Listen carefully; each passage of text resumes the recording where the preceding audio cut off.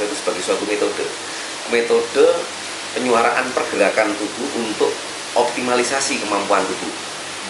Kata kunci optimalisasi kemampuan tubuh inilah yang sebetulnya bahwa ini tidak sekedar artistik, tapi berhubungan dengan fenomena kebugaran. Jadi rasanya ini ini justru keras. Jadi syair yang di. Nah, dari situ, dari perjalanan diri yang berhubungan dengan Nembang Bekso dan perjumpaan dengan wellness, akhirnya kita melihat bahwa ini ternyata tidak sekedar praktek artistik loh, tapi sebenarnya ada manfaat-manfaat di balik itu semua. Yang akhirnya kita bisa melihat bahwa ternyata dengan praktek artistik yang kita lakukan itu bisa menghasilkan optimalisasi kemampuan tubuh yang namanya adalah bugar itu tadi.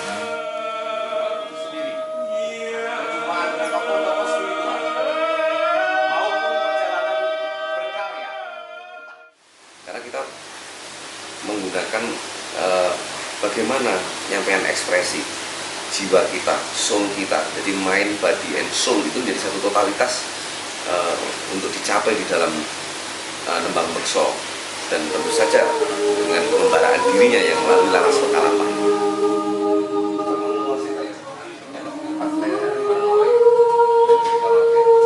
Dinamikanya ya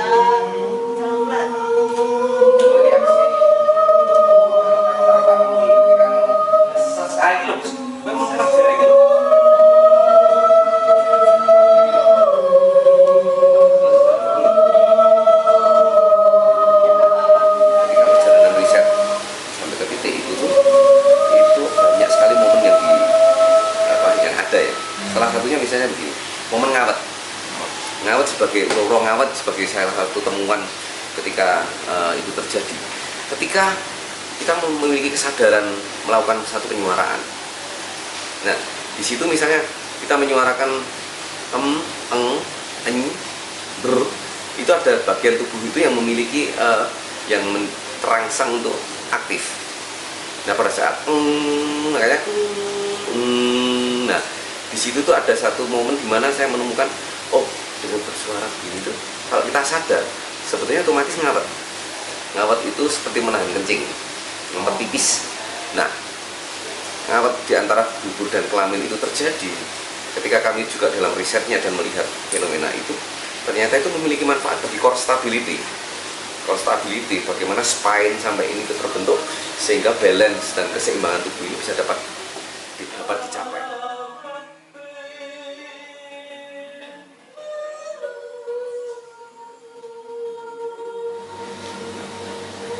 Jadi ide awalnya tuh semua dari Pak Wasi sebenarnya.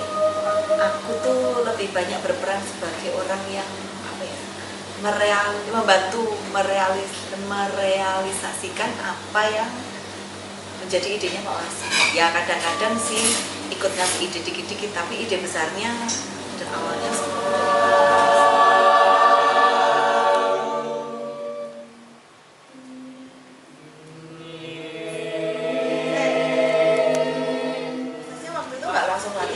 Kita riset dulu, ketemu sama Mbak Ana yang dia adalah ahli fisioterapi, sehingga pada saat bergerak ini otot apa sih ya,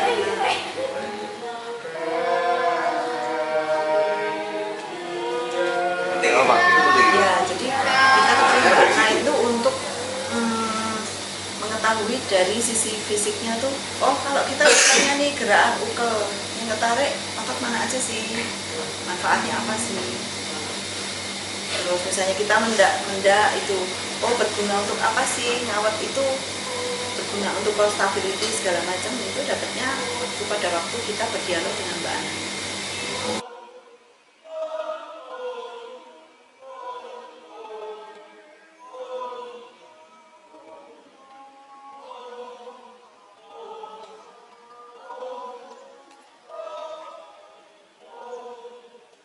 Kemudian momen berikutnya ketika melakukan perjalanan ini adalah momen bagaimana kami bertemu dengan perfect wave dari Pythagoras. Nah, kita di dalam budayaan kita, di dalam Slendro sering ada istilahnya kempiung. Nah, kempiungnya itu tuh sebenarnya adalah terjadi perfect wave itu sendiri. Do sol. kan do is all, ada kelima. Nah, ketika itu terjadi, di dalam teorinya Pythagoras dikatakan bahwa terjadinya free perfect itu membawa ketenangan pada jiwa ini. Sehingga apa? Makanya di dalam karya ini kami menggunakan nada default.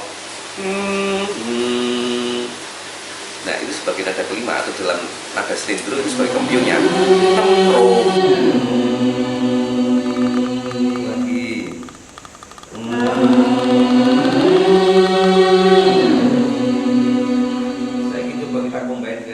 Banyak banget, apalagi tentang Wolfson itu, tentang suara, bahwa dari suara itu, cara orang bersuara itu kita bisa tahu kira-kira keadaan mentalnya seperti apa.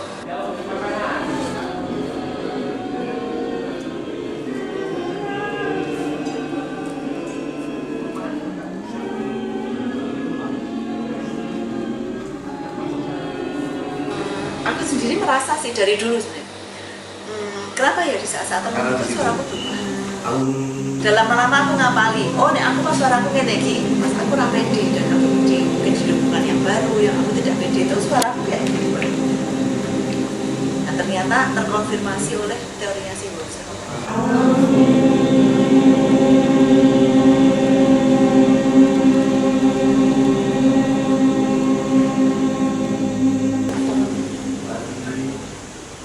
Perbedaannya setelah menerapkan metode nimbang pembersihnya Pak Was itu, yang pertama dari perasaan senang, dari perasaan dulu itu aku lebih rileks dan senang dalam melakukan nimbang bekso.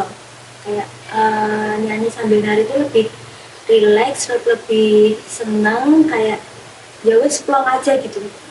Terus untuk kaitannya sama fisik itu mungkin aku jadi bisa lebih mengatur nafas, jadinya aku nggak gampang ngos-ngosan gitu. Terus aku juga jadi tahu cara teknik yang benar itu kayak apa. Selama ini kan kayak nyanyi atau nyanyi tak dulu.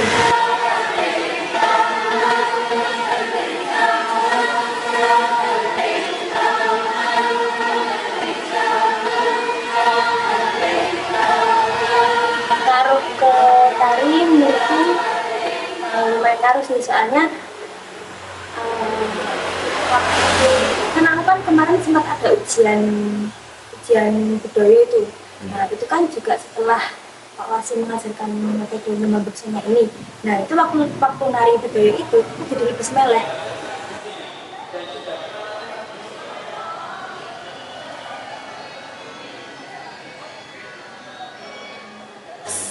Mahasiswi tari isi yang mereka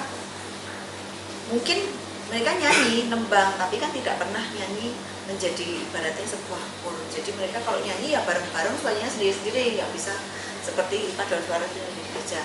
Nah itu tantangannya adalah dua, yang paduan suara gereja ini bagaimana mereka bisa bersuara sambil bergerak. Nah yang ini bagaimana, karena Pak Wasi itu kepengen membuat ini komunitas ini jadi satu dan semuanya itu bisa menjadi satu pada saat menari ataupun pada saat perjumpaan dengan fenomena ini berhubungan dengan perjalanan diri,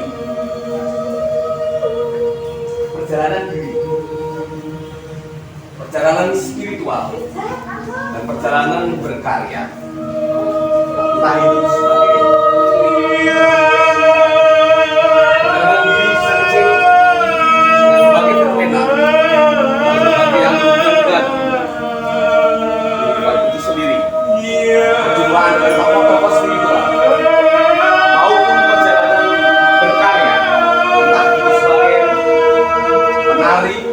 ataupun mencipta.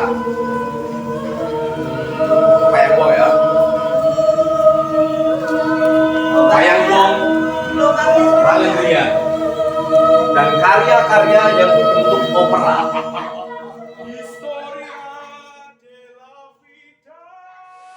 Jadi ketika kita berbicara tentang mewujudkan suatu karya dalam karya yang saya lakukan ini, sebetulnya kalau dibilang suatu proses itu proses yang sangat panjang, karena ini berhubungan dengan perjalanan diri. perjalanan diri sejak kecil, berbagai peristiwa pada masa kecil, serta pengaruh dari orang tua, kemudian perjalanan spiritual, serta perjalanan kekaryaan yang sudah pernah dilakukan, itu membawa pada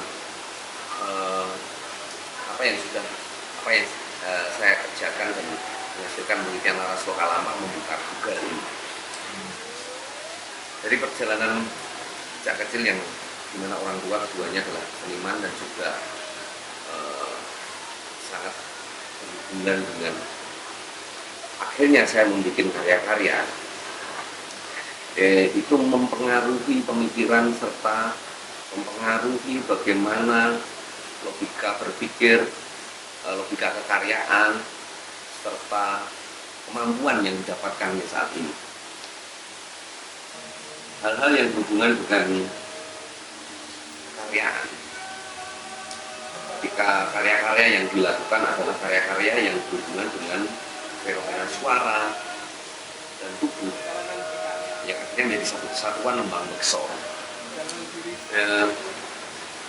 Dari perjalanan diri yang mencapai perjalanan berkarya, entah itu sebagai seorang penari, pemusik, vokalis, ataupun sebagai seorang pencipta karya, itu hubungan dengan fenomena tersebut. Sebagai seorang penari misalnya selalu berhubungan bagaimana ketika saya selalu berhubungan tidak hanya menari sekedar menari, tetapi bagaimana menari itu berhubungan dengan lembang, bersuara, berdialog. Karena ketika karya-karya sebagai penari itu adalah hubungan dengan wayang wong, lanandian atau opera, ataupun karya-karya dance theater, itu penyuaraan pergerakan tubuh itu selalu ada.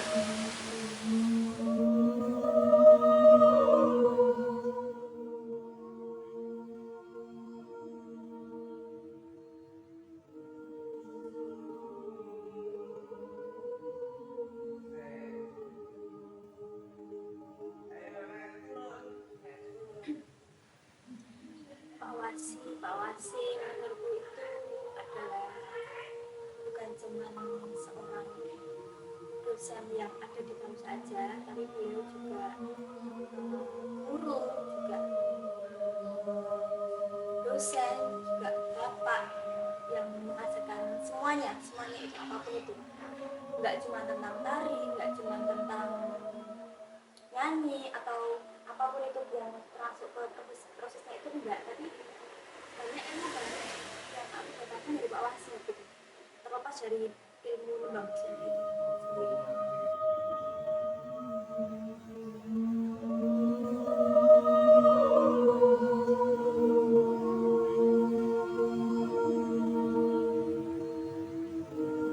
Dengan hasil ini tuh saya masih merasa di awang-awang, nggak nyangka bisa ini semua bisa terjadi. Itu kayak miracle di awang-awang, satu keajaiban yang bisa terjadi dan terwujud dan bisa memberi dampak yang seperti itu. Kemarin pas ini saya nggak nyangka komentarnya teman-teman, komentarnya orang-orang semuanya itu melebihi ekspektasi saya. Dan saya hanya bisa berserah, tetapi apa yang terjadi ternyata luar biasa. Dan adik-adik yang melakukan, adik-adik bapak-bapak, teman-teman, sahabat-sahabat, saudara-saudara saya yang terlibat di dalam karya itu, mereka melakukan dengan luar biasa dan impact-nya juga luar biasa. Nah, bagi saya kesannya hanya bersyukur dan tidak bisa kata lebih dari itu.